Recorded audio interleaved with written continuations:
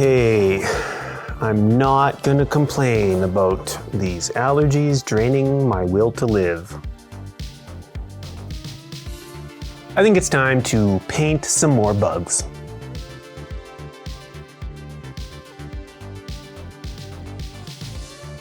Oh boy. So as with all of these Tyranids, we gotta go with our clown dark style, but as with the recent ones, gouache, wash. Gouache? Instead of the oil wash. Now looking at the dudes I've done previously, I'm pretty certain I just did some sort of jade. I'm gonna go with a bright jade over all of the carapace. And then like bone white and a pale pink or something. Of course, I could definitely go back to previous videos to see what I actually did, but where's the fun in actually knowing what you're doing?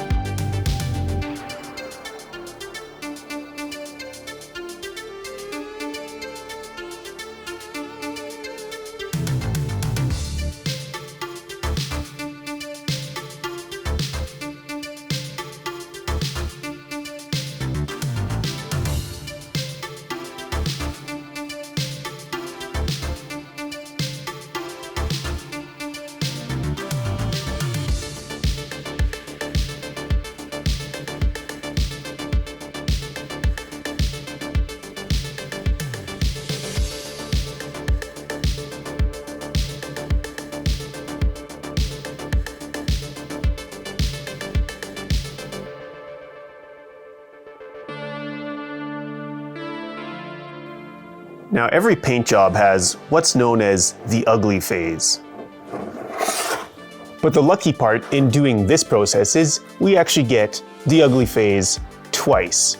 And the first one is right here after we've put some base colors down, because especially on a big model like this, it looks, well, kind of bad. But now we're gonna slap on some of this gouache as a thick sort of wash, get to ugly phase part 2, and start making the model better looking.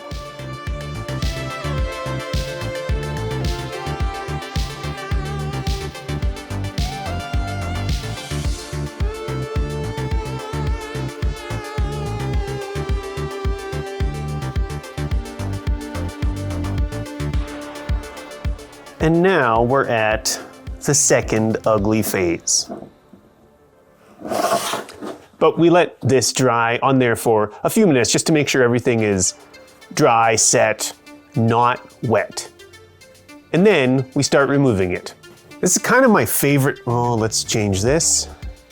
So this is kind of my favorite part of this process, the reductive painting. We're basically gonna use a makeup sponge, a beauty blender, get it a little bit damp,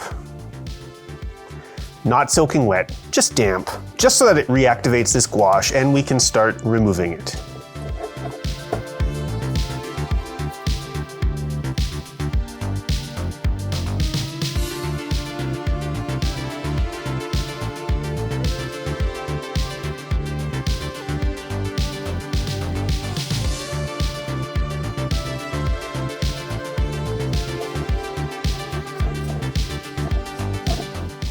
I think this process works maybe even better on a big model than a small model. You still obviously get all of that deep, rich kind of violet in this case in all of those recesses, but by increasing or decreasing how wet your sponge or little applicator you're using to remove the paint is, you can really blend things out to get kind of a smooth transition into those shadows.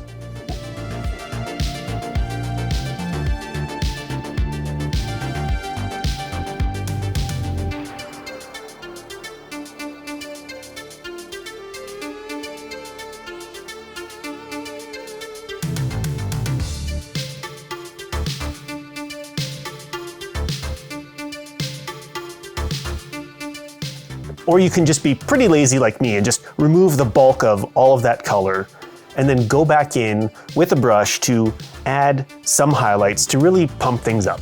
Now with our gouache wash removed, we've got a giant model that's pretty much ready to get thrown onto the tabletop.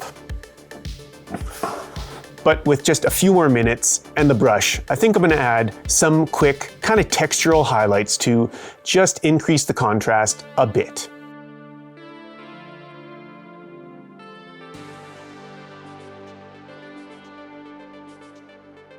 Now, I've had lots of comments asking how I deal with the reactivation of the gouache, or how I would seal it to continue painting, or how it works with layering and glazing and anything you do afterwards, and I really don't worry about it. For the most part, I'm looking to do this really quickly, which means that the highlights that I'm adding are generally only to areas where all of the gouache has been removed, and so we're not going to have any reactivation issues. Otherwise, I just really look at that reactivation as a feature rather than a bug. You can just continue to blend things together to create as smooth a transition as you want. And ultimately, if you're really concerned about it, just hose it down with whatever varnish you'd normally use. I tend to use the AK matte varnish, not the ultra matte. I like the bit of a satin finish of that matte. And then just paint over it to your heart's desire.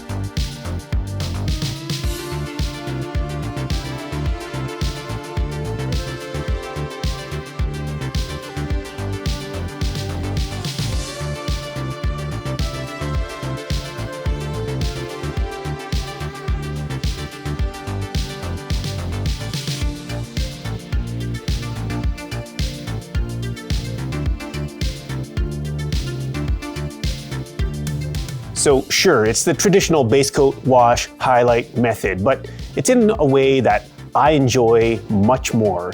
And I feel like I've got more control over how everything turns out. And it's dead fast, so you can crank out a whole horde army real quick. This guy kind of took my time on, and he's pretty big, and it was still like maybe an hour of work.